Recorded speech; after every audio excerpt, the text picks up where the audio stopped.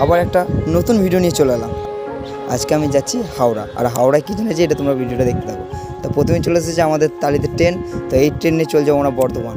তো চলে এসেছি বর্ধমান, এই যে আমাদের স্টেশন বর্ধমান। তো বর্ধমান থেকে এবার যাব হাওড়া। গাড়ি আমরা চলে এসেছে, এবার আমরা যাবো কলকাতা রওনায়।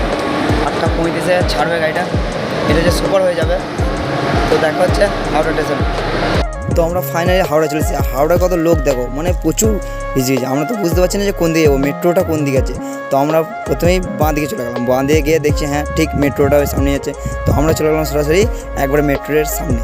এইটা হচ্ছে সেই মেট্রোর গেট যেটা গঙ্গার তলা দিয়ে যাবে। তো চলো আমরা প্রথমে গঙ্গার তলা দিয়ে প্রবেশ করবো। তো প্রথমে নিচে দিয়ে যাক আর টিকিট কাটা যাক, তারপর মেট্রো। তো নিচে এসে দেখি বাপরে ভিড়। তো আমরা কী করবো, প্রথমে লাইনটা দিয়ে দিলাম।